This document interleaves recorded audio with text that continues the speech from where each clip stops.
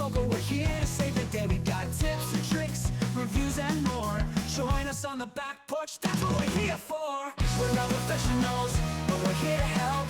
Take a step into the lounge, don't be by yourself. Light up a stick, let the stories unfold. In the Back Porch Lounge, where the vibe is bold.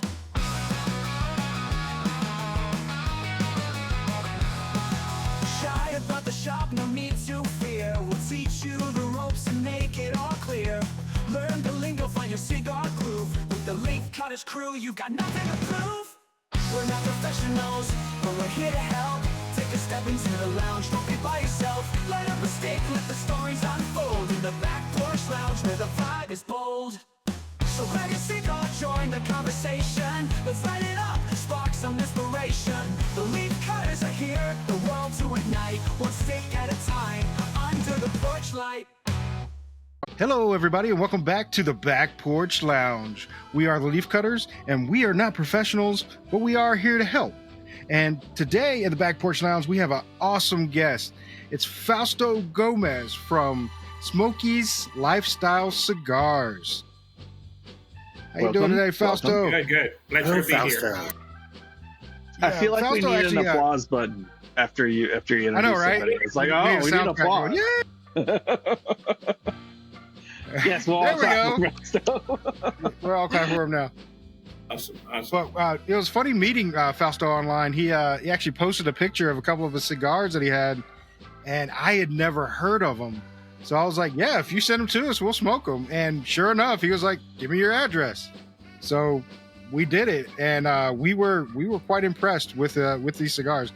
Matter of fact, this is the only one I had left, and it took a lot of willpower not to smoke it. So you should be very proud that we did not smoke the last one, because I don't think anybody has any left except for this one. I think this is it. Yeah. Yeah. You definitely picked a good one, a very sophisticated one. Definitely. Absolutely. And this is the Solomon Maduro. And of course, it's 7x58, I believe, ring gauge. 58 on the thicker part, and it's like 50 on the lower end, on the beginning. Yeah. Okay. And of course, the wrapper is Maduro. The binder and filler are Dominican. Correct. Yeah. Yeah. I'm not going to give any flavor profiles because we like you to figure out your flavors on your own. Yeah, we'll do that. But it is listed on the site if you're interested. Definitely. So I'm happy to be here. Like I said before, we're going to learn something from each other. Like one of you hosts mentioned the other day in one of your podcasts that in the tobacco industry, we're here to learn. And if you learn one thing from me today, I basically do the same, and we all happy. That's what we're here for. We are a small independent cigar manufacturer that basically focuses on quality and craftsmanship.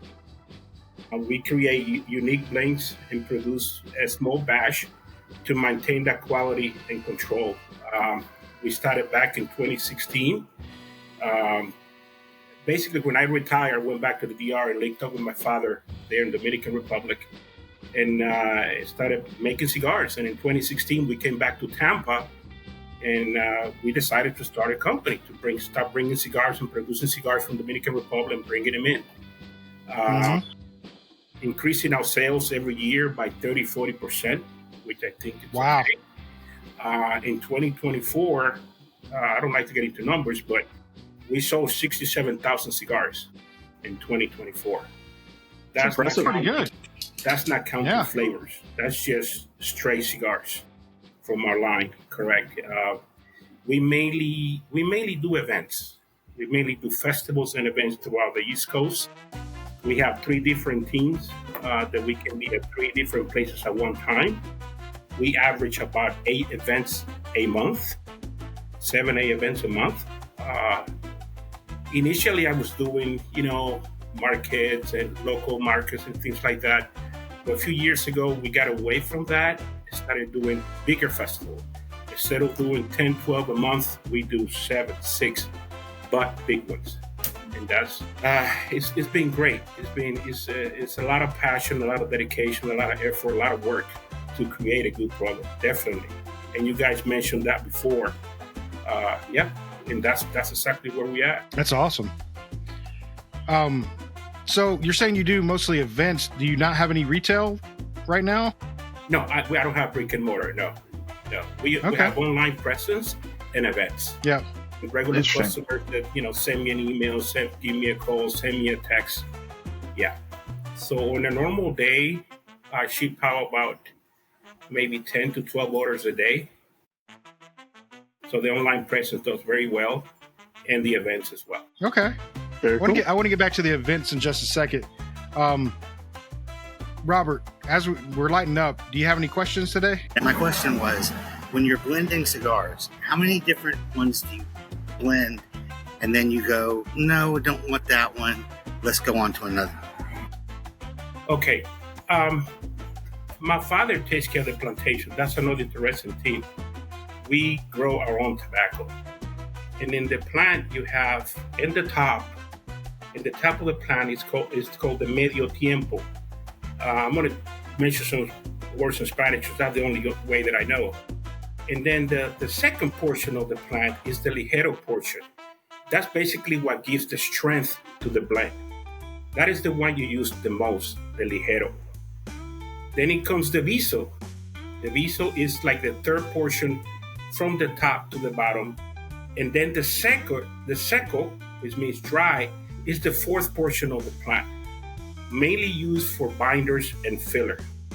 So when we sit down at the factory, my two master blenders that I have almost full time in the DR, we mix blend.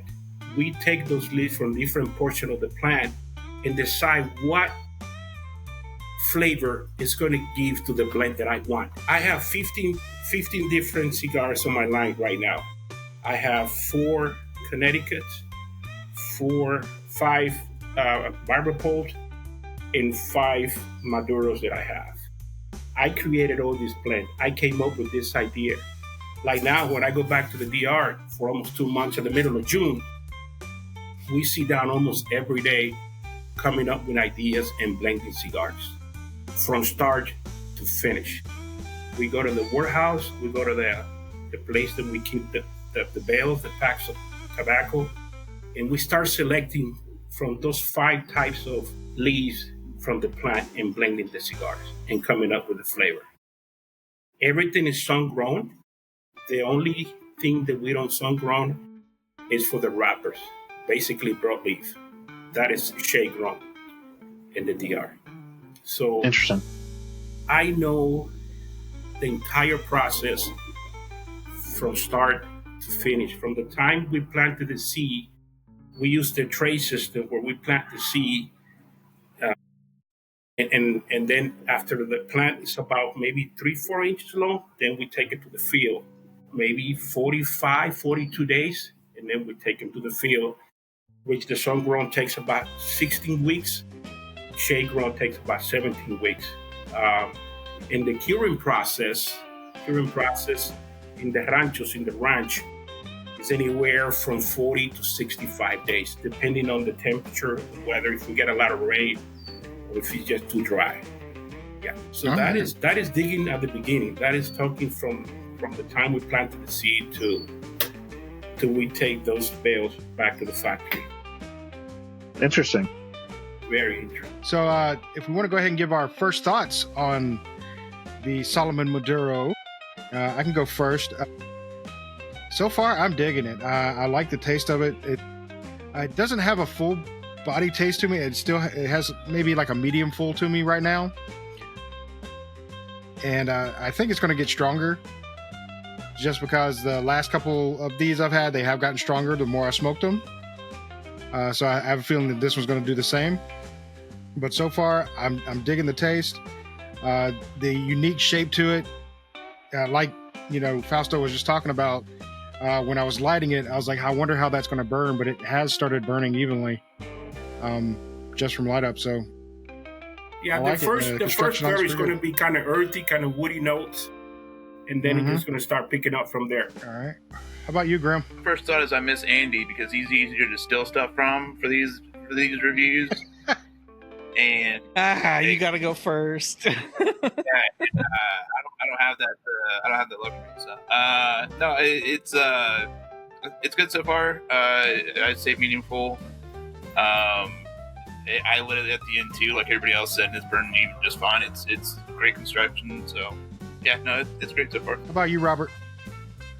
Yeah, I have to admit, like everyone, I was a little wondering, I wonder how that's going to burn, but it burns nicely and no real aftertaste in the mouth. So far, so good. And how about you, Zach? So far, so good. No issues lighting it up. It reminds me a little bit of like a really big short story. Oh, the dog's coming to visit me. Sorry.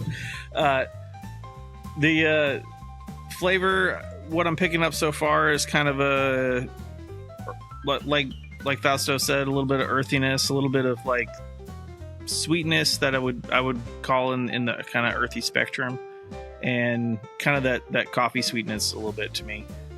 But so far, so good. I call it maybe a medium right now, but I'm not sending her out anymore. I'm guessing it is going to pick up. I think the first one you tried was that the Barber Pole Torpedo. Yeah, that is, and you were correct. It's very smooth, very mild. That is one of my medium cigars. The Connecticut's that we have are meant to be light, little spicy at the beginning because it's a Connecticut broadleaf as a wrapper, but those are meant to be smooth and light. Then I move on to the Barber Poles, which are my medium ones, and then my Maduros, which are the ones that would put the kick into it. And this is one of them. Excellent. Yeah. Nice. Yeah. So you were saying that you do events. Do you have like live rolling at your events? Like you actually roll cigars at the events? I used to. I had a guy that used to work with me there in Santiago at the factory, and he moved up to Orlando, but now he went back like 3 months ago. But yes, I used to do weddings and events that if people wanted to have a roller on site, we'll do that. Yeah. That's I cool. normally don't do it at events because people get entertained and just watch and don't buy. So, yeah, I prefer to be selling cigars than rolling on the spot. Yeah. I will say, watching somebody roll a cigar is kind of mesmerizing. When we were down in New Orleans for PCA, we went by the New Orleans Cigar Factory, and they've got I don't know, maybe 6 people rolling cigars in there, and I probably could have stayed there all day watching them work. It's just the skill is amazing. Yeah, it's it's something very unique. We just came up with this one about a month ago. It's a fishtail figurado. Look at the fishtail at the end. It's sort of like That's a Solomon, pretty cool. but it's got the same ring gauge throughout the cigar. And look at the little fishtail at the end. Maduro cap in both ends. And this is something very, very difficult to make. I would imagine. A torcedor, a roller, probably rolls maybe 30, 40 cigars a day, max. Maybe 25. It's very, very, very difficult to make. Yeah, we just came up with this one. It's going to be released here in about a month.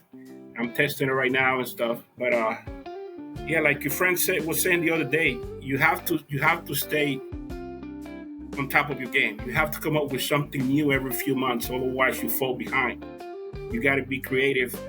I was at a dinner last Christmas with Carlito Fuentes in Santiago, and he said, Fausto, I dream, I sleep, I talk cigars all day long. And that's Carlito Fuentes. He's been in the industry for I don't know how long, but that's all we do, man. We think about cigars all day long. We go to sleep thinking about cigars to create something good, a new blend, a new cigar, a new vitola, something. Yeah. Well, I'll tell you this. You have surprised us because we normally lean toward the Nicaraguan leaf more than Dominican. And we admitted that the first time we tried your cigar. But you surprised us. We actually enjoyed your cigar. And it was probably one of the few Dominican leaves that we've actually enjoyed. Yeah. Dominican, it's not for me to say it, but we came a long way. I mean, last year, I think it was $1.34 million in sales. 75% of the sales were to the U.S. in cigars. So they're doing pretty good, you know. Yeah. I mean, don't get me wrong, I really like Nicaraguans too, but since I'm there, I'm from there. We got properties that are 15 minutes from the factory. Turo Fuente Plantation is like 10 minutes from where I'm at. You have La Galera. You heard La Galera before. He was a CPA. It's also Dominican, Hochi Blanco. Yeah, a bunch of guys they get together there in the DR, and we come up with some ideas in different blends. Very cool. That's awesome. So do you roll yourself, or do you have a partner rolling for you? No, I don't roll my cigars. We own half of the factory there. We have about I want to say 45, 50 employees, and we have about 15 full-time rollers that roll cigars. And yes, we do make cigars for some other folks as well, for some other brands as well. Yes, it's not all my cigar. Yeah, because it's the plantation is about 450 acres, so we produce enough to make for other people as well. Very good. Yeah. That's awesome. Because I know you said you owned your farm. I didn't know if you owned all the rollers too. I didn't know if you were vertically integrated. You say you roll. You say what was the question again? So you do roll all your own. Roll my own cigar. Your factory, Yes. that the part that you own is also it's your your rollers. factory, your rollers. Correct. Yeah. Right? Yeah. Okay. Yeah, that's what I was getting at, because you said you owned your own farm, so I assumed you owned your own rollers and your own factory. We own everything from start to finish. That is correct. That's awesome. That's cool. great. That's a great place to be. Yeah, it's a lot of work, a lot of pre-planning. It takes a lot of effort, definitely. Like right now, we go back and start planting in August, September, and harvest at the end of December, January. So you have to program yourself so the production you're going to have is going to come out on time when you need it and everything. So it's really, it's a lot of planning that goes into it. And then since we do events, sometimes we plan an event a year out, 6 months out. So we have to make sure we have enough stock to be able to go there with plenty of cigars. Yep. Absolutely. Very cool. So in a world dominated by, new cigar makers and everything like that, what made you want to start your own cigar company? My father's been in the industry for over 60 years. He's now 81. My grandfather used to do the same thing as well. So when I retired from the Army, I went back to the DR, linked up with my dad, and I started helping him out. I started getting into it back again. And then in 2016, we decided to come back to Tampa with my wife and my child. And we used to go to events and festivals. And I say, Martha, hey, I don't see any, we are a beer, bourbon, and barbecue festival, and I don't see any cigar vendors out here. Why don't we start doing that? Why don't we start setting up a lounge, white tent, something very nice, and start selling cigars? So we bought into this factory again that my father previously sold in the DR. We bought it again, starting making cigars. And it's been impressive, man. Like I say, we increase our sales every year. Last year was amazing. 2020 was a little difficult because we all know what happened. But man, it's been great. It's been great. That's Very awesome. Cool. And what made you come up with the name Smokey's Lifestyle Cigars? Smokey's actually was a 57 Chevy that I had. And I put a platform in the back, and I used to sell cigars at the beginning out of the 57 Chevy. I used to go around to festivals and then sell the cigar out of the truck. And then he just started smoking a lot and breaking down a lot. And we used to call the truck Smokies because so actually my son came out with that idea. He said, why don't we name the business Smokies? Because of the truck. Why not? People call me Smokies, and I say, all right, I'm Smokey. But yeah, that's the rest of the story there. It's because of the truck. I like it. I mean, I'll tell you what, that's some good advertising right there. If I saw a 57 Chevy pulled up at a festival, I would definitely go to it. Correct. And the lifestyle goes with, sometimes if we get some unique hats or guayaberas or something from the DR, my wife sell it as well.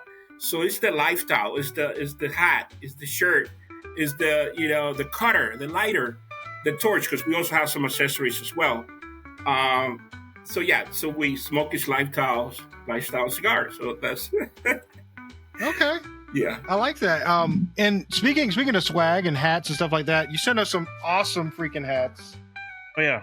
And I wanted to show that off a little bit. Thank you guys. Now, I see the logo, and I love that logo, but I don't see it on anything else that you do. So, what's the story behind the logo? Since it's not on anything else. The logo. You heard of Ybor City, Tampa, right? Tampa, Ybor City. Absolutely. Yeah. Yes, sir. Where the Cubans migrated back in the 1800s. Yeah. So in Ybor City, there's a bunch of chickens and roosters running around. Yes, there I don't know are. if you've been there. And, Yes. and there's one rooster huge like that they call it the general, and he walks around the entire town, the entire city district there, up and down the street. So that is the reason. That is the reason behind the rooster. That Tampa, the roosters, and Ybor City. A little homage to the general. I like it. Yeah.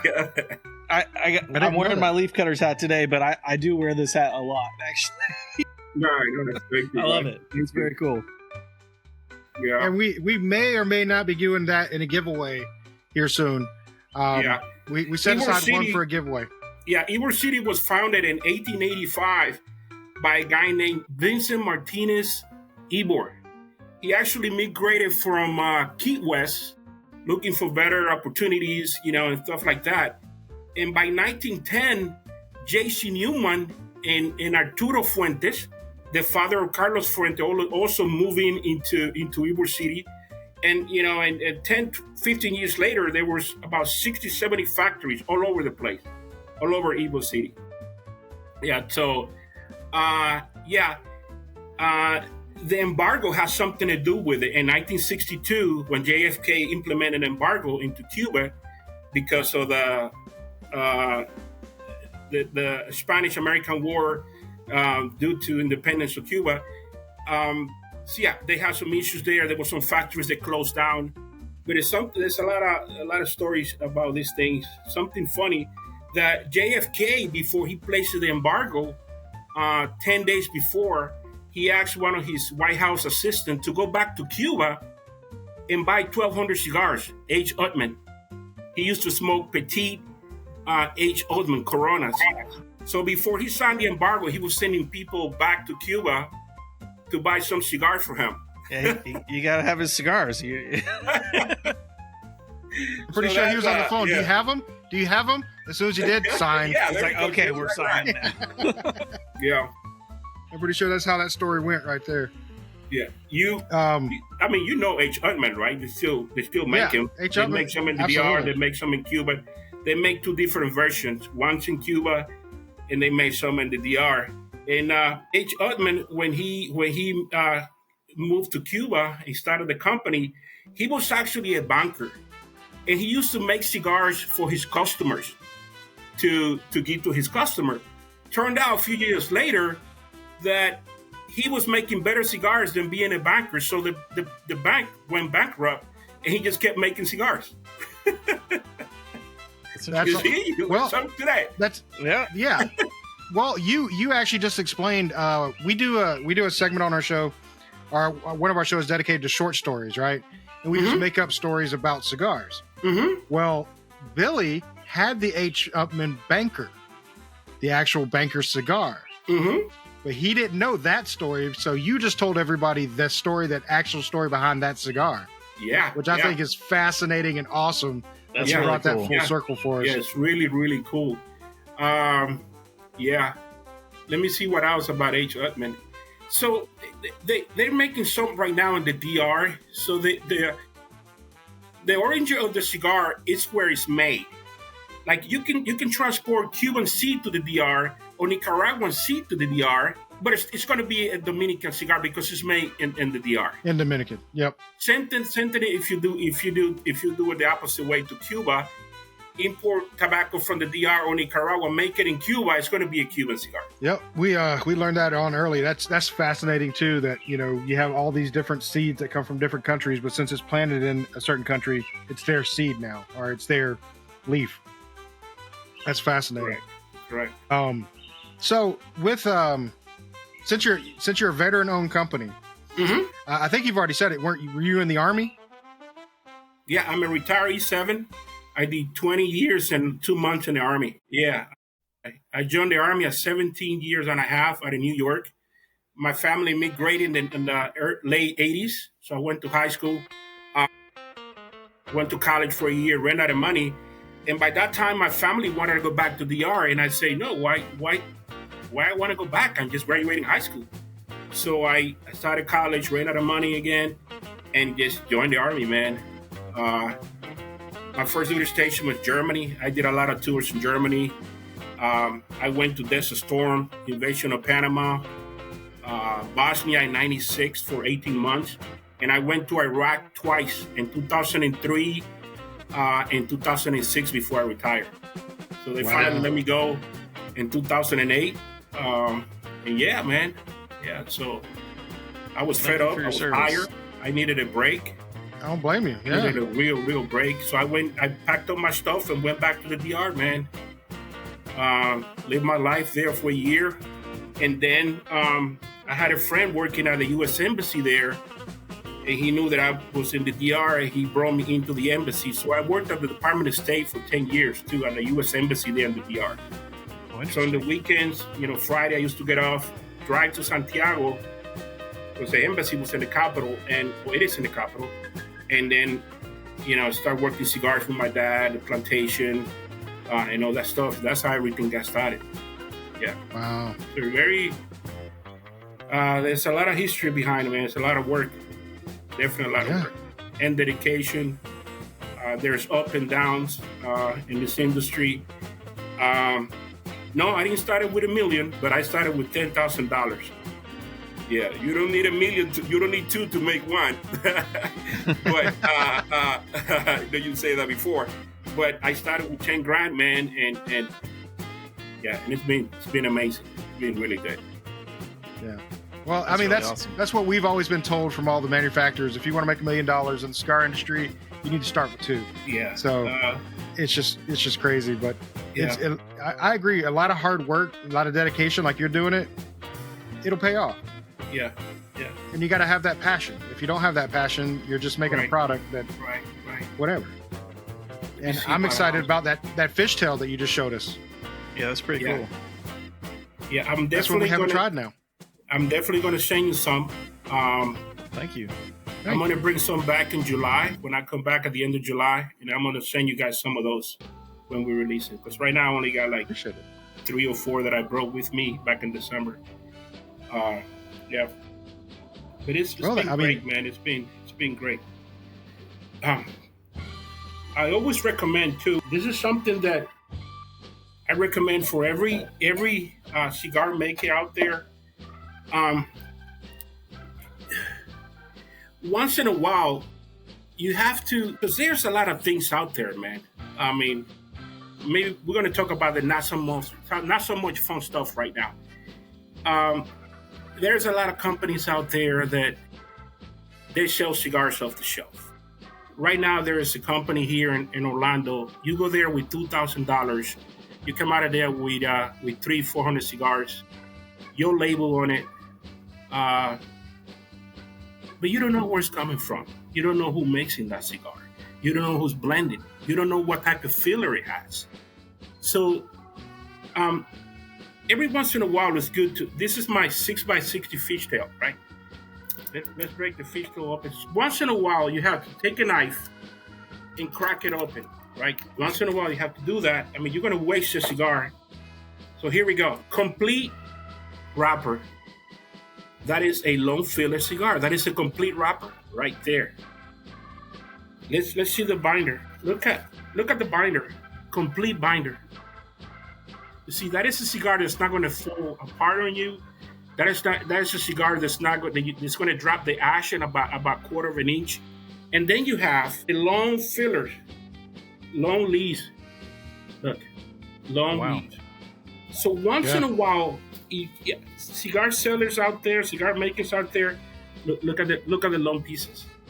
See, you have to once in a while do that to see what kind of cigars you're getting, to see what kind of cigar people are actually making for you.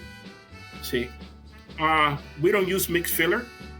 I do make, if we have a flavor line, and believe it or not, some people like flavor.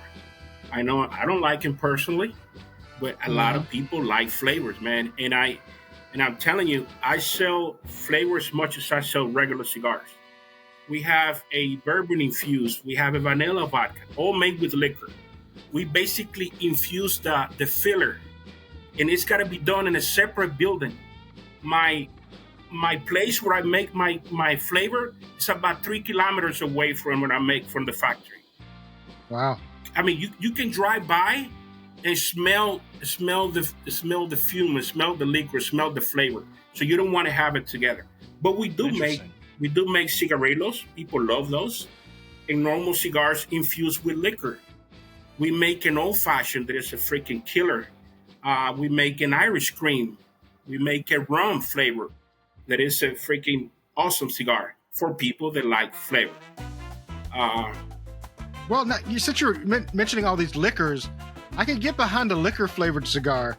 It's the vanillas and the blueberries and the strawberries, and get out of the way. No, we don't make no fruits. We make, and that's, sometimes people ask me, say, Fausto, do you make a cherry?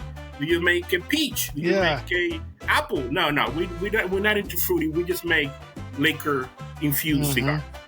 And for those, you cannot use long filler because it'll be too moist. It's got to be a little bit shorter filler to make the infused cigars. Because when you infuse cigars with liquor or with any flavor or with anything, it's just going to be too moist. You won't be able to draw. It's going to be a mess. So yeah, we do that as well. Interesting. That is interesting. Yeah. I think that's kind of well, I think it's a smart move right now because of the popularity of flavored cigars. With the Deadwood line is incredibly popular right now with the pipe filler in there and other flavors and acid and asylum Java is also flavor, right? Java's a big one. There's asylum with the cold brew. Tabac also, I think tabac is also flavor. The asylum cold brew, the asylum split personality now, that banana one.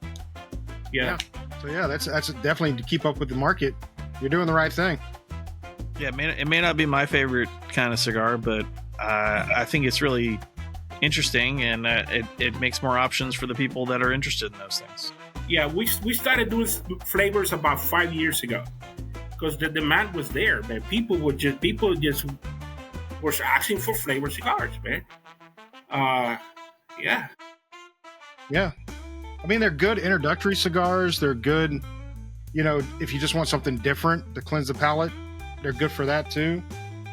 And some people just like flavored. So you have many different facets of people that will actually sell to that. So, but for the, old fogies like us that like tobacco, we like to stick with our tobacco is my favorite flavor. For a cigar, yeah. That's what I'm in for. Yeah. That's what we're into. Which I'm, still digging this right now, I have to say. It's quite good. You also mentioned the other day the retro, how do you call it? Retro inhale, kind of like blow through your nose once in a while. And I asked, it's funny because I asked my blenders, a few months ago, once in a while they retro inhale. That gives you a different taste, a different aroma to the cigar. That is something recommended to do sometimes. So you can mix, so you can have that balance, the taste, and then the smell as well. That is something very, very, very good to do sometimes. It is. Yeah, and I find some cigars are a little kinder on the retrohale than others.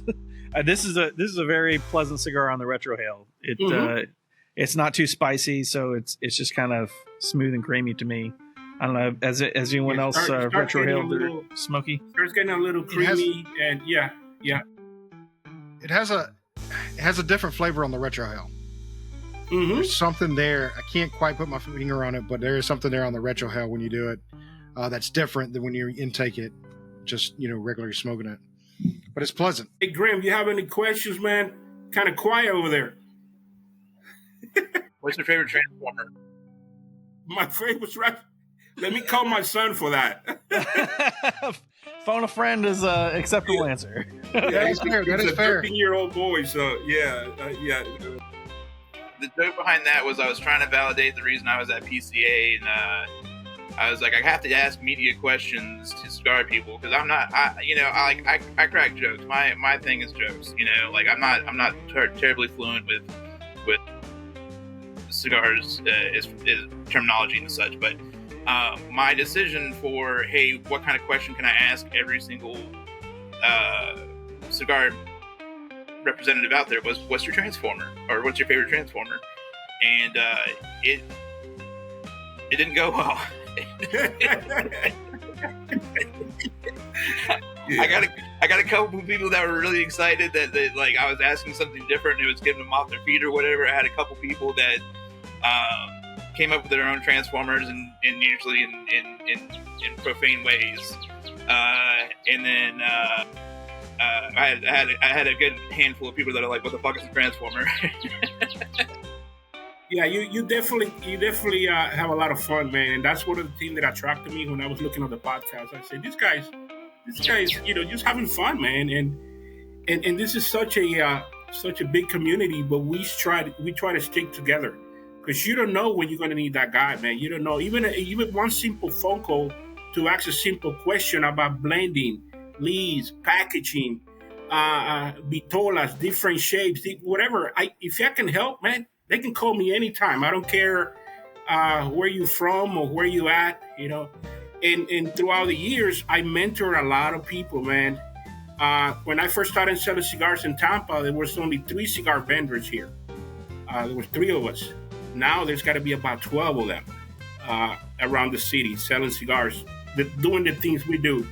And yeah, man, I'm always there to help. I'm always there to assist. I'm always there to provide any information. And if I don't know, I will let you know. I say, listen, I do not know the answer to that question because I don't know at all. I'm learning every day. Every day is a lesson. Every day is a learning process. Yeah, for sure. And that's great because the more you learn, the better off you are, honestly. Mm-hmm. Yeah. And I am learning, but I ask ridiculous questions while I'm learning. Hey, otherwise you don't learn. You don't learn about. I'm playing the long game because next time we go to PCA, I want someone to be like, oh fuck, here comes Grim.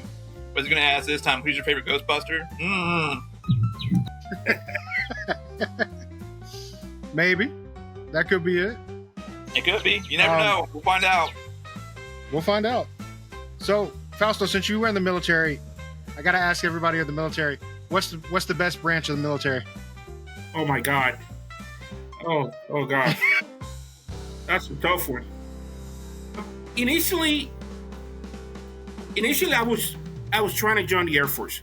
So I went to the recruiter station and the Air Force guy were never there. The recruiter was never there. So I made like 5 different trips. So one day the Marine guy talked to me and said, listen, he's never there, man. You don't want to join the Air Force.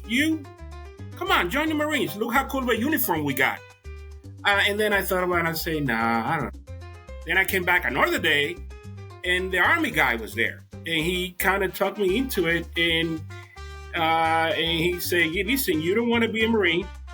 Definitely not a Navy guy. The Air Force guy is never here for you to sign up. So why don't you join the Army? So I said, all right, let's take the test.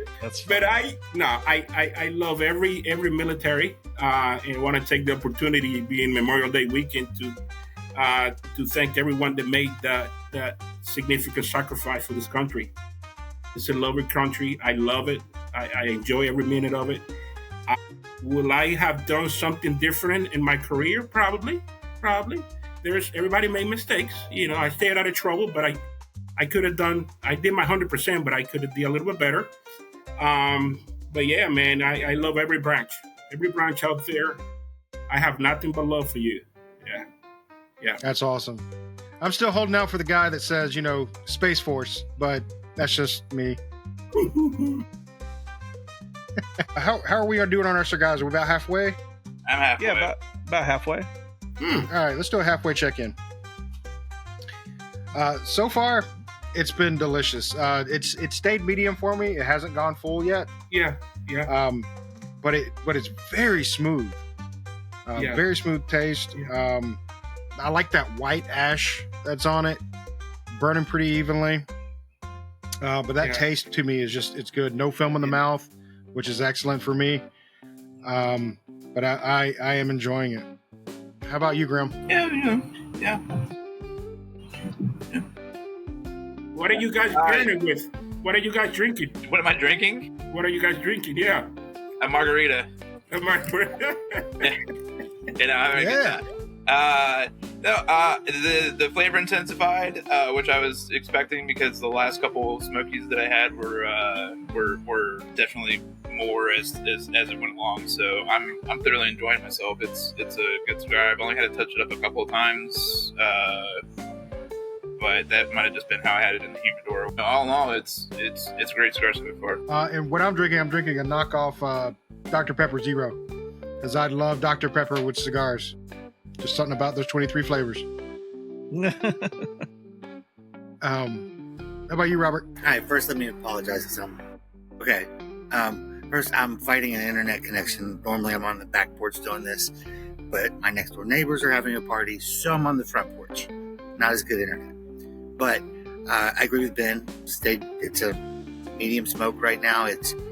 I love it. It's not heavy. It's no taste in the mouth. It's very easy to smoke.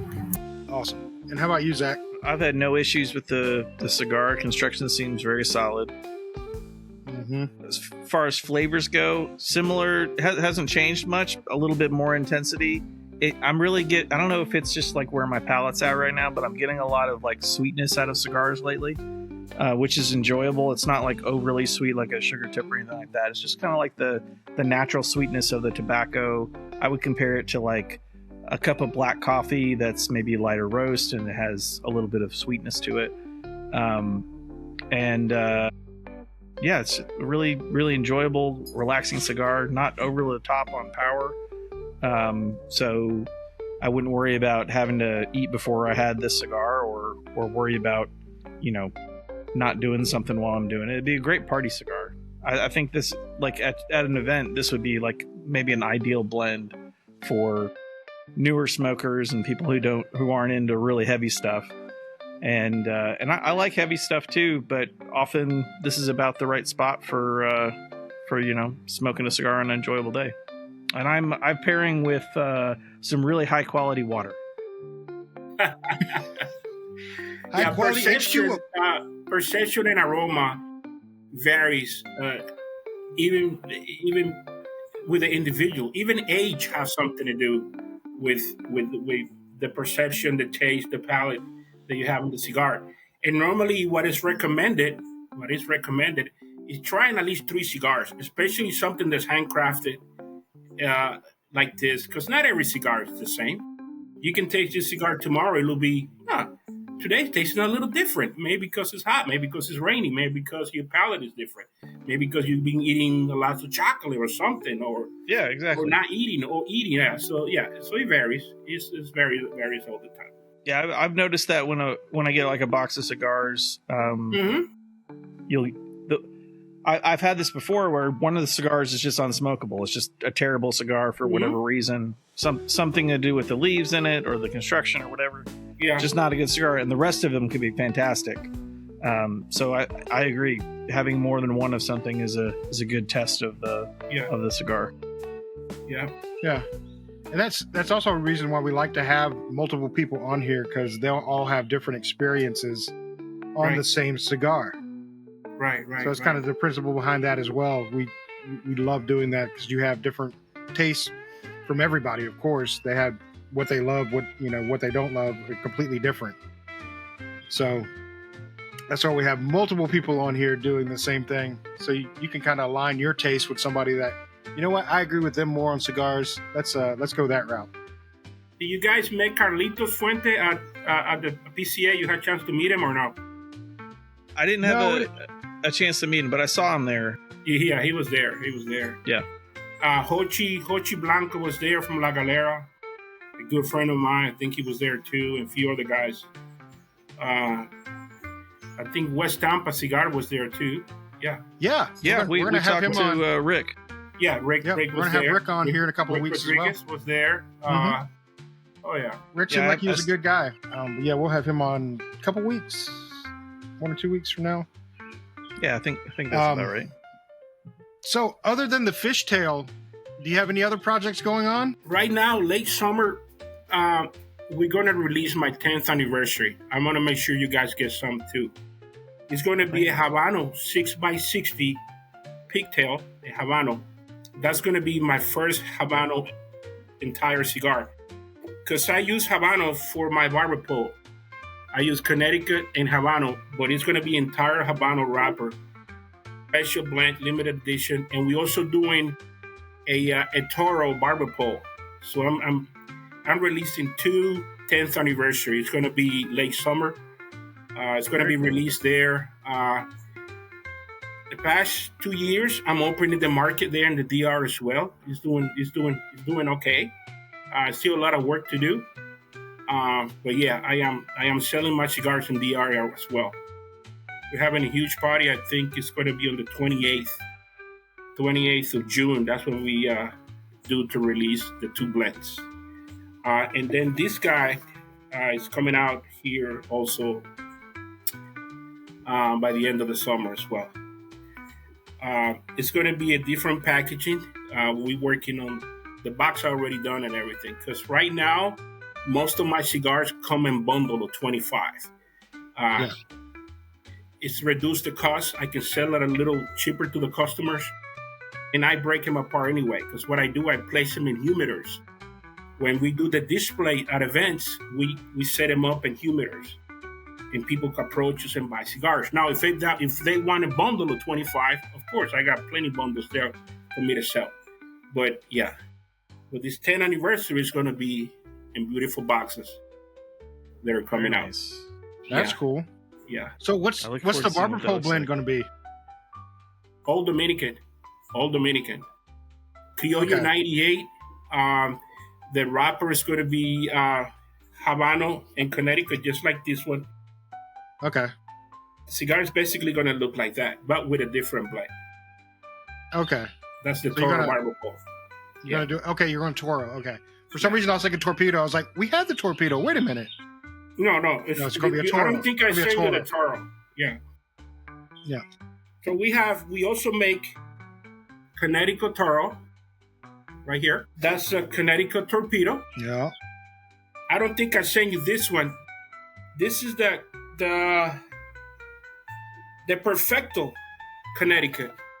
Nice. That's the brother of the Maduro that I sent you. I think you have this one. I didn't send you this one.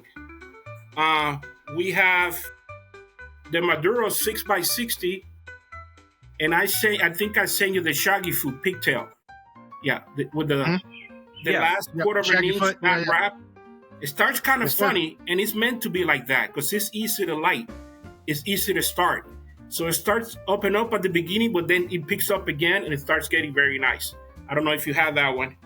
And then we also have the Toro Maduro. I don't think I sent you this. I sent you this one, 4x60 something, the Shorty, Big Smoke. Yeah, I think you have that one. That's the first one we smoked. We also make it in a petite, in a very small barber pole. Oh, nice. Okay. Yeah, very short smoke. I mean, don't let it fool you. It'll last about 40 minutes. Yeah. Sent them with the Perfecto Maduro as well. It's a cigar that will last. So right now, not counting the 2 10th anniversary, we have about 15 blends. 15 different vitolas that we have. And that's including the new fishtail. Yeah. Very cool. So yeah. That thing looks cool. That's really pretty that decent. That's pretty good for now. So I've noticed that you haven't really named your lines. Like a lot of people name their lines, like Crown Heads, or a lot of people name their lines. I can't think of any off the top of my head right now. La Bamba from correct, Espinosa, and Knuckle Sandwich, and is it just easier not to give them names because I know with copyright laws and crap like that, you have to fight all that junk. Yeah, that is a great question, and it's something that I've been thinking about it for a while. But I wanted to find something unique. I wanted to be something that goes with me, that goes with my story, that goes with me. So yes, we're gonna start naming the cigars with military-related names. Okay. Like Very the cool. Warfighter Reserve, like the Officer's Choice, like the Barracks Choice, or I like Officer's Choice. That's something a good related one. to military. I'm even going to name some related to generals and colonels and officers that I had that will always remember for the rest of my life. I'm going to name some of my cigars like that. Yeah, so that'll be coming cool. up. That'll be a facelift that I'm going to do to my ring, to my labels. And it's nothing but creating a name and adding another label to the cigar. That's all it is. So yes, I'm glad you mentioned that because that is something that's coming up very, very soon. As a matter of fact, the 10th anniversary is going to have it. I mean, it's just going to have limited edition 10th anniversary, but it's going to have an additional label on it with that name on it. Yeah. Very, very, very, very good question. Definitely. Yeah, because that's the first thing I noticed is like, a lot of people name their stuff that I didn't know. Because like I said, from a lot of people were talking about just naming a cigar can be a pain in the butt because somebody has the license for it or somebody, owns the copyright to that name. So that you can't use it. And I didn't know it's just easier for you. But if you're going to name it like that, that seems pretty awesome. I really like, what did you say, the Officer's Choice? I like that. Choice, that's a really good name. Warfighter Reserve, and there's many others that I have in mind ready to make. I mean, it's easier to make like this because I only send one label to the factory and all the cigars go with the same label basically. Much easier, takes shorter time because the lady have to add another ring, another label to it, so it's another few seconds there. But it's definitely something that I need to do. Definitely. And here I was hoping you're going to name it after different cars you had in the past. You had the 57 truck, get the Etzel, out there. I don't know. Yeah. You could have a super coffee cigar and call it a foo bar and be like, this cigar will leave you foo bar. Fubar. Fausto, I've got a friend who's trying to get me to go with him to the Dominican Republic to stay at a friend's house. They've got like an Airbnb somewhere. I'm not sure where exactly it is. It's near the water. What is the best time of year to be in the Dominican Republic? Okay. June, July, and August is going to be too hot. Okay. June, July, and August is going to be too hot. Any time during the winter, it's not really a winter there. You can go. Spring, it'll be a good time. And if it's by the water, it's probably in Punta Cana. You probably heard Punta Cana before. Punta Cana is in the east, and it's in the East Coast here. And then you have the capital here in Santo Domingo. And then you have Santiago up on the North Coast, where I'm from. And Santiago is a valley. They call it Cibao Valley, Valle del Cibao. It's a river that runs through it, surrounded by mountains. And then in the other side of the mountains, there is the beach. So it's the perfect soil for tobacco. I mean, we have the soil, the climate, and the terrain. I mean, it's just perfect. So 95% of the tobacco production are in the north, in Santiago, where I'm from. So so your friend would probably mention that there's beach all around, but it's probably Puerto Plata or Punta Cana. But like springtime or winter, it'll be fine. I mean, you can go in the summer too, but it'll be hot. Well, I've only been out of the country once, and we went to Playa del Carmen in Mexico, and it was in December and January, and and I was surprised at how warm it was, and I would imagine that the climate's similar to being on that kind of longitude and latitude. We go 3 or 4 times a year we go during Christmas. Now in the summer, we go for like 2 months. We're coming back at the end of July. So we always there. So anytime, man, you guys want to come down, just freaking let me know. I'll definitely help you out. Take you to the factory, take you to the plantation. We can bring plenty of cigars. So anytime, if I'm there, freaking just give me a call. Send me a text, send me an email. Yeah, Nice. I'll let you know when we start planning it. I don't know if we're going to be able to swing it this year, but Yeah. but definitely something that we've been talking about. Yeah, Robert and I actually got to. Go ahead. Go ahead, Zach. Sorry. No, you go ahead. I'm about to say Robert and I actually got to go to Puerto Plata, in the Dominican Republic. cruise? Yeah, on a cruise. On a cruise, yeah. Okay. Yeah, and we went to I think it was Ocean World there, and just the trip to Ocean World was gorgeous. Like that area and everything was just so gorgeous, and the temperature was so awesome. Yeah. It was a lot of fun. Yeah. We are behind. If you facing this way, we are behind the mountains from Puerto Plata. We are 30 minutes from Puerto Plata. So if you cross the mountain, you get right to the port there. Yeah.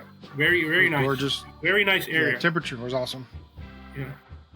They made us want to say we want to go back there just to vacation. Mm-hmm. Yeah, just go there because it was a good time just seeing it and experiencing it for the first time. Wish you had more time. Yeah. Yeah. So my friend, he actually spent I think it was like 7 years of his childhood in the Dominican. Okay. He's from America, and his father took a job that I guess they were consulting on some sort of mining operation down there, possibly. Okay. And he lived there for about 7 or 9 years or something of his childhood, and he has very fond memories of being there. So he probably knows the area. Yeah, if he spent a few years there, he knows. Yeah. He knows where to take and where not. Man, I hope so. He knows where to go. Definitely. Behind every nice place anywhere I've ever been is a not so nice place. There's a not so nice place. Yeah. And it so depends what you want to do. You know what I mean? Yeah. I'd like to go to the nice places. I want to avoid jail time and getting killed. So yeah. That's advisable. You want the good food, the good beer, and the good times. That's what you want. And cigars. Man, good cigars. Don't hold back, good man. Cigars. Any question that crosses your mind, please, man. I am willing to answer it, man. Anything Absolutely. You think I might be able to help or give you an idea, whatever, please shoot away. You can call me anytime, and I'll be here for you. Definitely Appreciate that. Definitely. When we start going back and forth on the planning time frames and stuff, I'm definitely gonna shoot you a text or something and ask some questions. And you better go visit the factory. That's the all I'm Cigar saying. Heritage Festival in Ybor, first weekend in December. I want to go to that. You heard of that before, right? Yeah. Yeah, absolutely, yes. It happens at the Centennial Park, right in the center of Ybor City. I've been participating there for the past 8 years. I'm always there at the center by the VIP area. Yeah, you guys more than welcome, man. Come by and party for a weekend, And there's a there's a hotel right next to the park, so most people stay right there. So you can basically crawl there. You know what I mean? Yeah. That park is right in front of the museum, right? Correct. Yeah. Yeah. We visited that museum because it was really cool to see the history of Ybor City there. Mm-hmm. I mean, it is a nerdy thing to do, but if you want to learn about Ybor City, it's really cool to see that. Yeah. It's only like $6 to go see it, so it's worth it. Yeah. That's not bad. Yeah. But I really enjoy Ybor City. I've gotten to go with a couple of friends of mine here at the beginning of the year, and we had a blast. Just to see all the different cigar shops and everything, people rolling right there. I wanted to go to the J.C. Newman factory, but we didn't get a chance to go there. But it's an awesome place. I agree with you 100%. A lot of questions that I get asked all the time is, are your cigars hand rolled or machine made? there's no possible way in hell that you can find a machine to make that type of cigar. And if you find one, please let me know. You know what I mean? Because I will buy 5,000 cigars a month from you and the machine as well. But there's no possible way. I mean, even the most simple cigar to make, which is a Toro, there's no way. Now, a cigarillo, something flavor or something, you can there probably some machines out there that makes it. But see, they're so small, you can only have the long filler so long. There's got to be a little bit of mixed filler to make a small, gas station flavor cigar. Yeah, so they mass produce those things. Yeah, there's no other way to do them.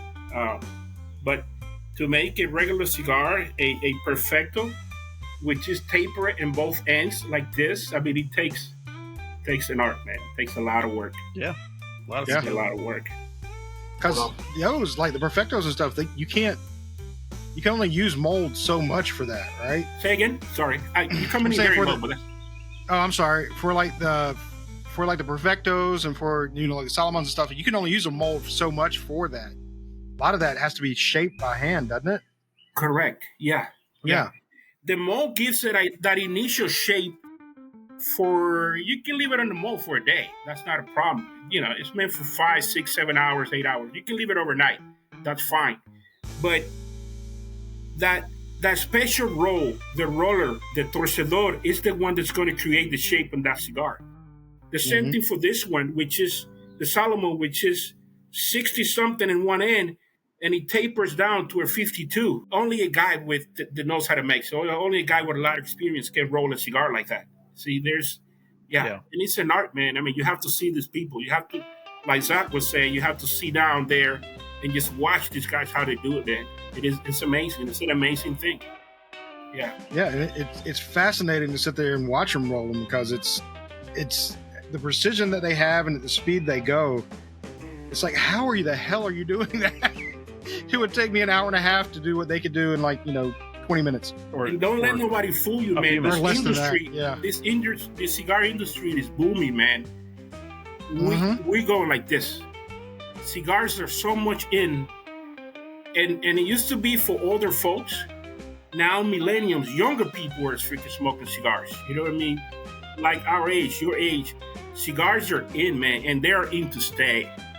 We were thinking for a while that when the bait thing came out, all the electrical cigarillos, whatever, the cigar was going to go away. But now, man, cigars are in. Cigars are the latest thing, man, all over. Yeah. I mean, it's because they have so much going for them. Besides the fact you're sharing something that is handmade, well crafted, tastes good. The conversations you have over a cigar, the things you can learn about cigars is so fascinating. It'll keep it going because there's always something new to learn.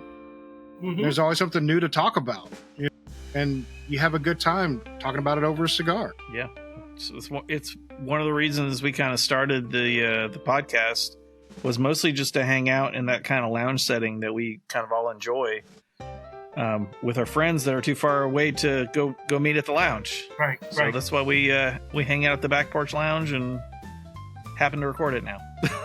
Yeah, because Zach's up in Tennessee, Andy's over in Shreveport, Louisiana. All of the rest of us are in Georgia. In Georgia, okay. But we're in all different locations though. But we make ourselves have a reason to come out and have a cigar and and just enjoy ourselves. I met so many good friends, man. Met so many nice people.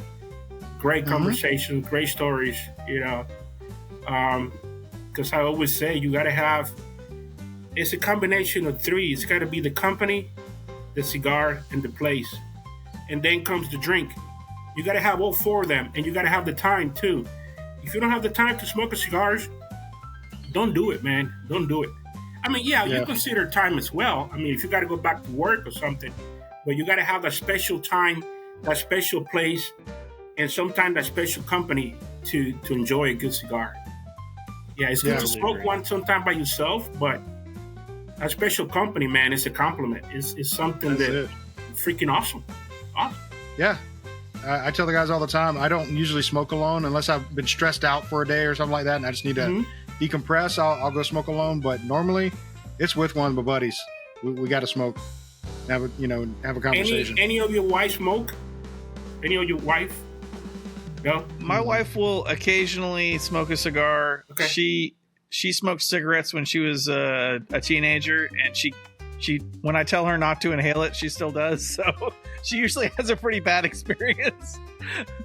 But she will occasionally like have a puff off of one. Okay. She likes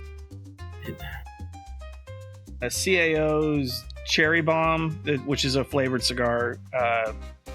Very, very fruity. It's too much for me, but she occasionally will have one of those. Okay. But she doesn't mind that I smell like cigars all the time.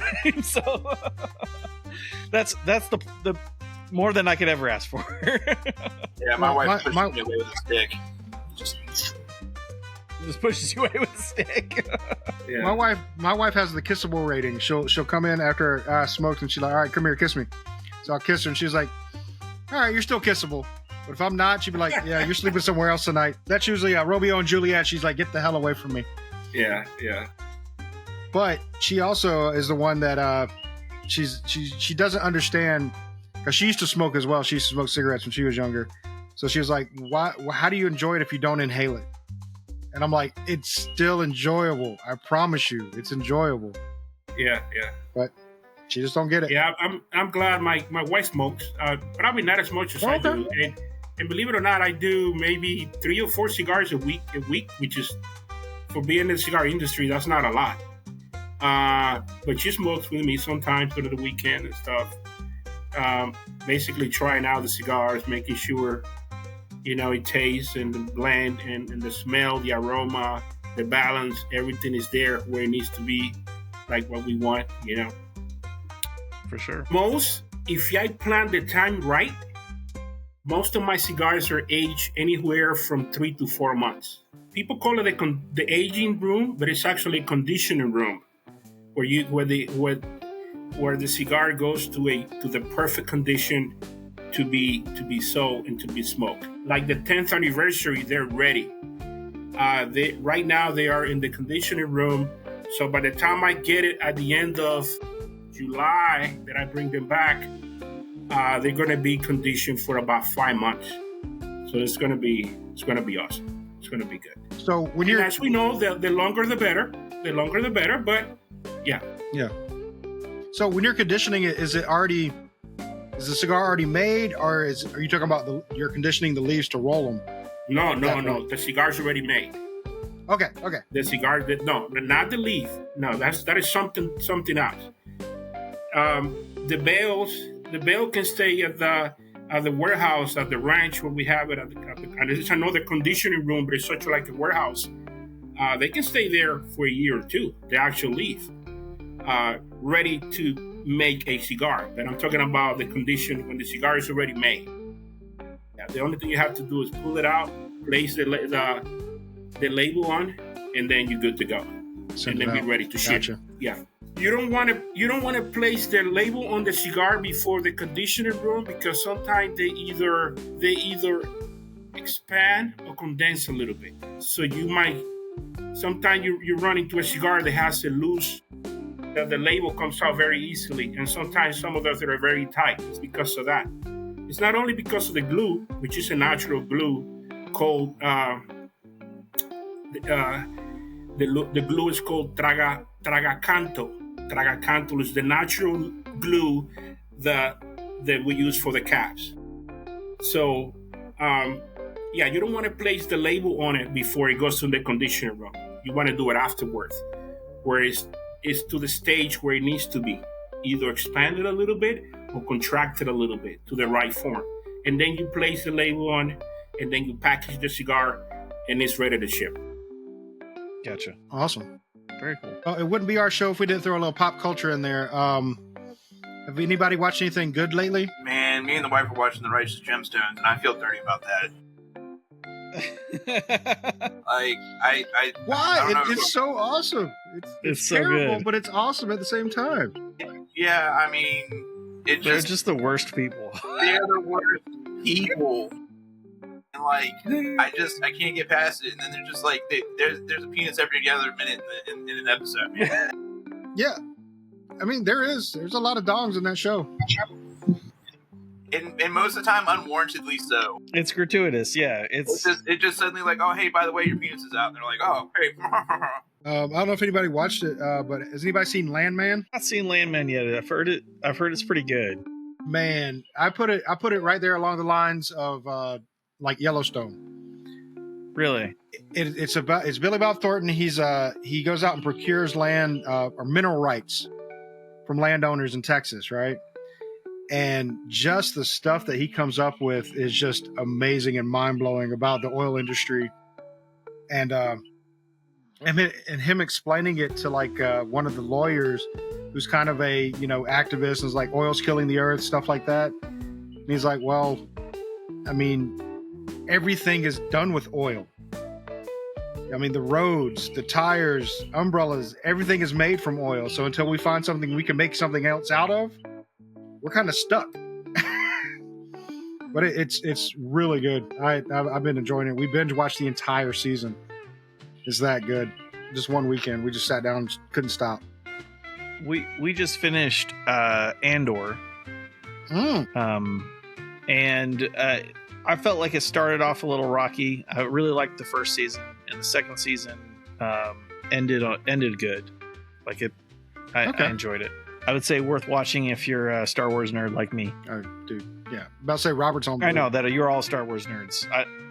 Fausto, I don't know if you're into Star Wars, but I grew up watching it, so it's kind of part of me. Yeah, I like to watch documentaries and history and wars and things like that, war movies and war documentaries. That's what I'm into. I'm right there with you. I enjoy that too. I do enjoy a documentary. I think Robert's been watching The Pit. Robert, I don't know if y'all seen Robert again. Give us additional frames if you watch The Pit. No additional frames. He's not watching The Pit. No, he watched The Pit. I don't know if you've seen that, but The Pit is it's crazy. It's like ER but on adrenaline. Yeah. They literally have a case like almost every 2 minutes come into the ER, and its severities are just all over the place, and everything's an emergency and everything's going on, and it's crazy. But it's a really good show too, if you haven't checked it out yet. Yeah. Sorry, Fausto, we're a little bit of TV nerds, so we like to talk about that too.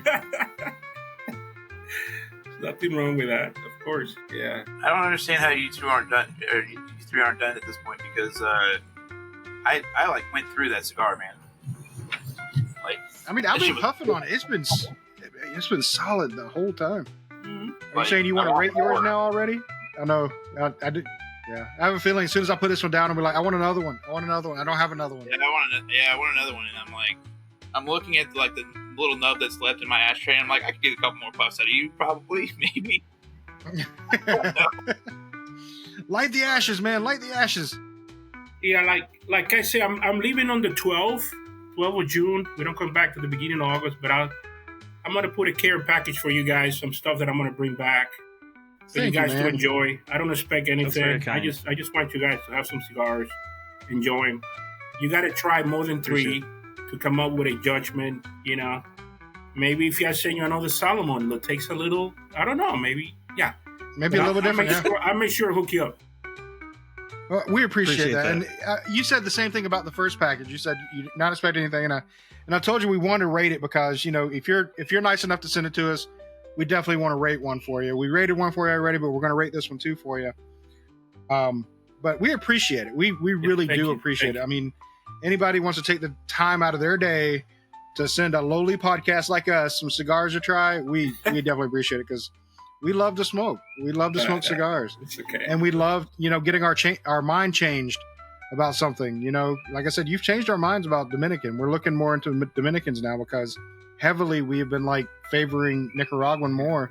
Yeah. But these are at least for me, it's been bringing me back into, hey, let me give Dominican a little bit more of a chance here.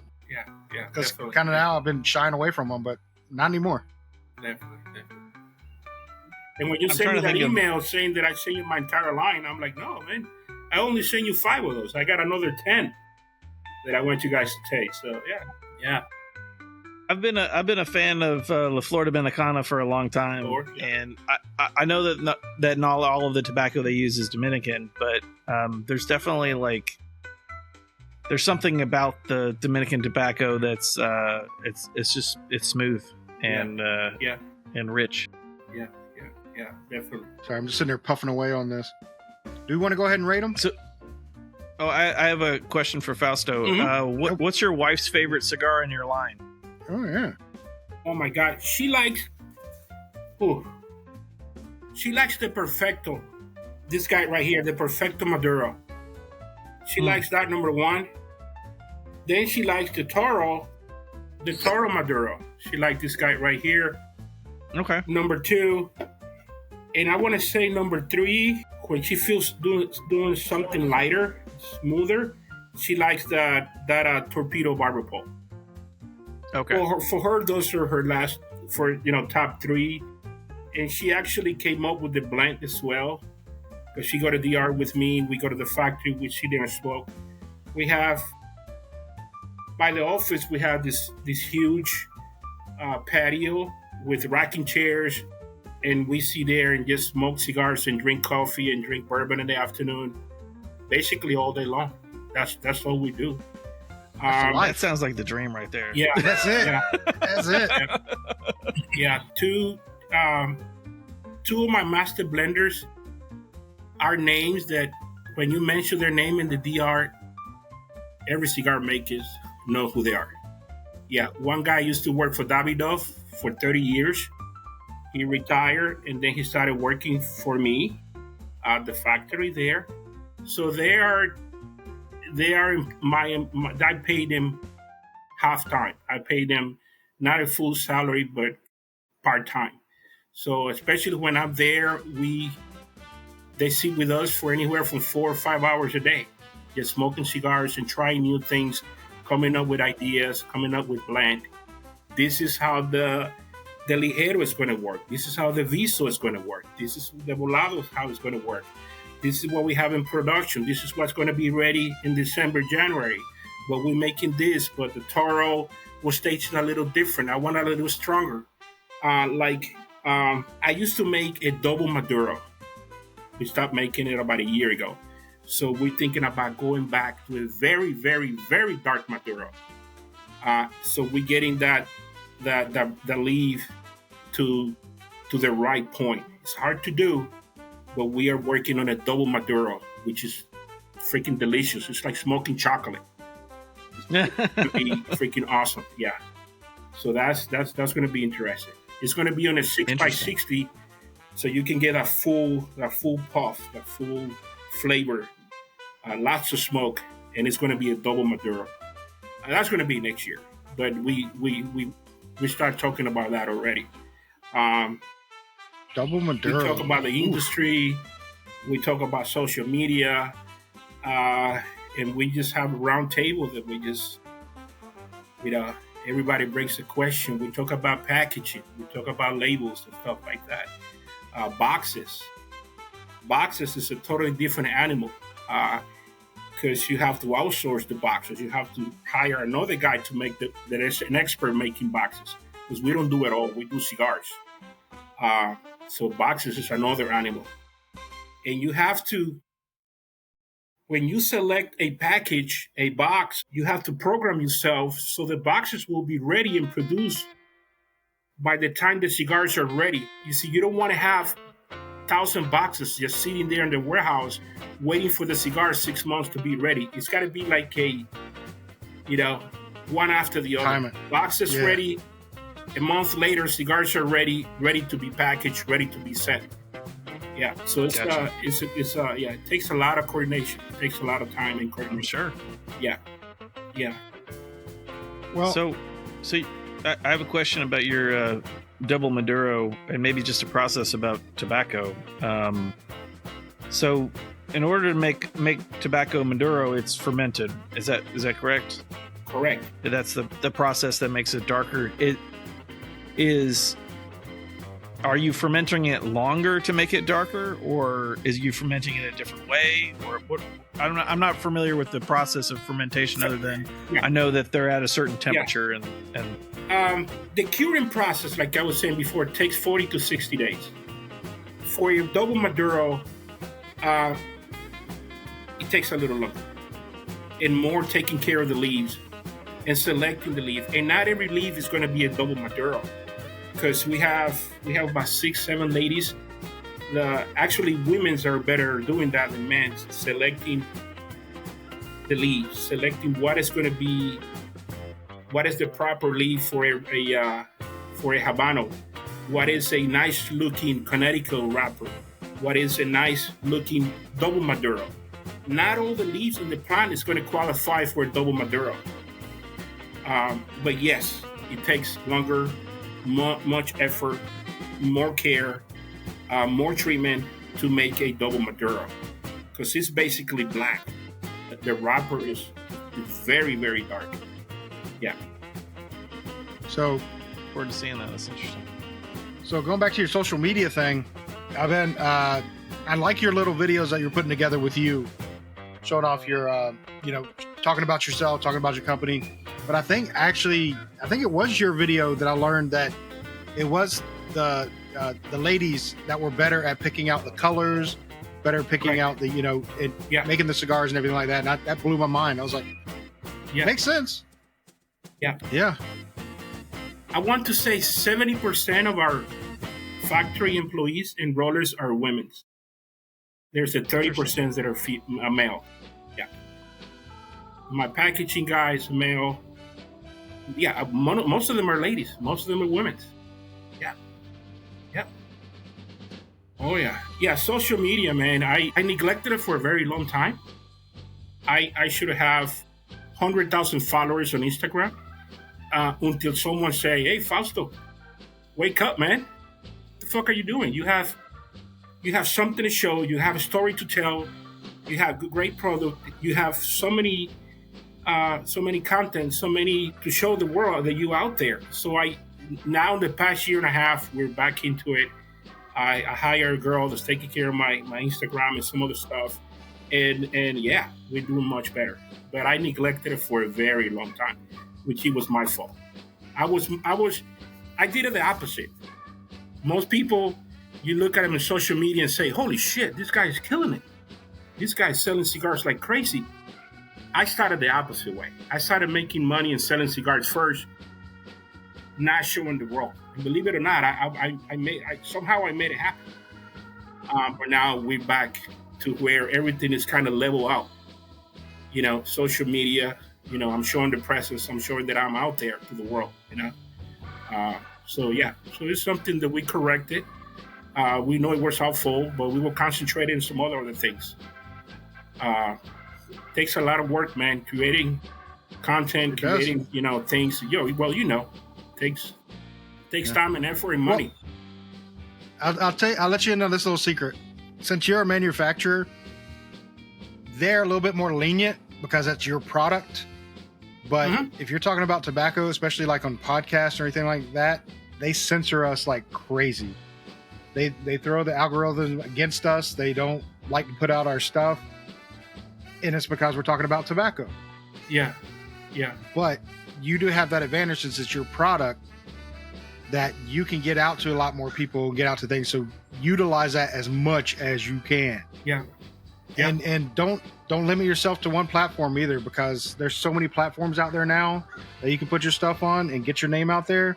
Yeah. That it'll do nothing but benefit you. I know it's a lot of time, it's a lot of effort, but it's worth it, especially to you in the position you're in. Yeah. So, they have placed restrictions on us many times and blocked some of the content and stuff. I know they have done it to me as well. But we're finding ways to where, we're getting it through. We're working on it, definitely. Yeah. Very cool. Well, all right. Well, I guess we can go ahead and rate these, because mine is starting to burn my fingers, and I'm sad I'm going to have to put it out here soon. So it got more strength to it, so I'm definitely going to put it into the full category now. It's definitely a full smoke now. Getting it down a little bit further. It's been consistent. I've enjoyed the taste. No film on my mouth, so that's great. I'm going to rate this one. I'm kind of like with your wife. She had my lineup right there as and what I enjoyed for your line. But I think this one, I'm going to put this one above everything else. I like the Solomon a little bit more than I like the others that I've had. So I'm going to rate this one 4.5 out of 5. So it's got a high rating. I enjoy it. I want to go get another one right now. I know I have to order it online. Can't get it locally. But I am enjoying it. How about you, Rim? I mean, I've already kind of given a sample of my review as far as it goes. For I wanted to fucking smoke the remaining nub out of the ashtray. Like I don't like kissing ass like for our visitors or whatever, or for our guests. But at the same time, like, damn, dude, this is a fantastic cigar. It stayed medium full to me the entire time. The intensity was what was changing. Like it was a stronger taste for each section of the cigar, so it really kept me on my toes the entire time. Like I didn't really settle into, hey, this is the taste of the cigar, which for me is fantastic. I have ADHD, so like changing things, like flashing lights and shit like that, like I'm in on it. It held together awesome. It was there's no film in my mouth. There's no aftertaste that I'm worried about. Like it's all around awesome. So I'm gonna say 4.75. I think I liked one of the other ones more, which is why I didn't give it 5. I can't remember what it was now. I like one of your line a little bit more, so that's why I had it rated a little bit lower. But it's fantastic, man. I appreciate it. All right. And I'm going to try to get Robert back on. He's still having problems, it looks like. So, Zach, you go ahead and do yours, buddy. Okay. Flavor-wise, not any significant changes, just building in intensity, which is enjoyable. And I would call maybe medium full for me. Not quite all the way full, but definitely more intense towards the end. It's so like Grim was kind of saying, I'm at the end of the cigar. It's starting to get hot and a little hard to hold on to. But I don't want it to be over yet. If I had another one, I would probably pick it up and smoke it because I don't want it to be over yet. And I'm gonna give mine a 4.5 as well. It's a great cigar. Awesome, thank you, guys. Thank you. It is. Well, it looks like Robert's having a little bit of difficulty, but we'll get his rating on the website. But now, Fausto, I want you to take this time. Tell us a little about, I know you've gone over a little bit what's coming up, but anything you got going on, anything you want people to know, please take the time to do so right now.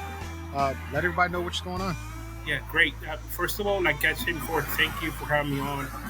Thank you for giving me the opportunity to share some ideas, share some of my information for your viewers to be out there and probably learn one thing.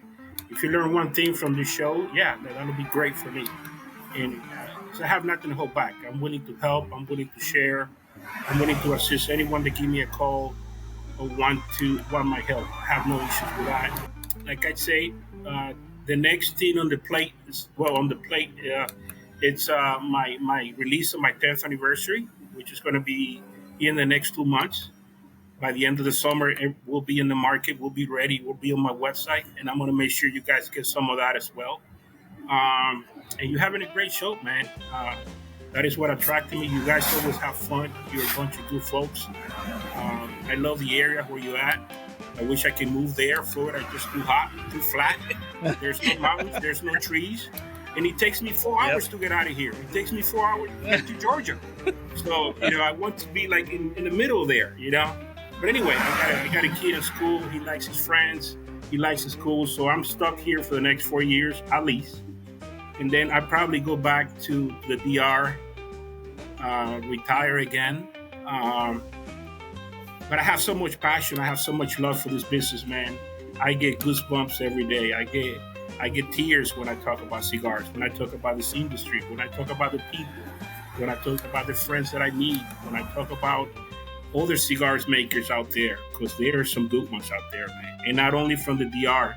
There are some in Nicaragua. There's still some in Cuba, Brazil, Mexico. There's a lot of good people out there doing a lot of work. You only see the superficial stuff, but there's so much behind. There's so much work behind. There's so much coordination. By the time you smoke that cigar, it went through maybe 150 hands, 150 people making this little thing right here that you're paying $12, $15, $20. You know, it's a lot of work to it. So yeah, man, I had a great time. I enjoyed it. It's been a pleasure. It's been awesome. It's been awesome. Thank you for coming on, and thank you for having Thank you, Fausto. Thank you. You seem kind of hesitant about coming on, but we appreciate you coming on. I mean, because we've learned, we've learned from this, and we appreciate you sharing your craft and sharing your cigars with us to be able to try them. Because again, we had never heard of them, but I'm glad we have now. I really am. Thank you. Yeah, definitely. And since Robert's back, we can get Robert's review on this cigar. 4.75. 4.75 out of 5. Very nice. Very nice smoke. Very nice. I did touch it up once because I've been fighting with my internet. So that's my own fault. But the flavor was great. Stayed consistent throughout. I enjoyed the hell out of it. And I look forward to having many more of these. Thank you so much. Thank you, Rob. You really picked a very complex one. When you say you were going to rate the Solomon, I say, oh, shit. I'm in trouble. This team better hold on, man. Otherwise, I'm going to be, definitely, yeah. It's one of the most, it's really tasty. I want to say the most difficult one to make, the one we put a lot of work into it. And only, as a matter of fact, only one guy makes it. Only one roller that I have makes a Solomon. Not many people make Solomons. Yeah, anybody can make a Toro, anybody can make a 6x60, but a Solomon takes a lot of practice. Yeah, and a lot of love. You can tell. But we appreciate you being on the show. And at this point, I think we're going to say good night. Thank you. Thank you, Fausto. Thank you, guys. All the best. Thanks, Fausto. Have a good one, Robert. Take care, guys.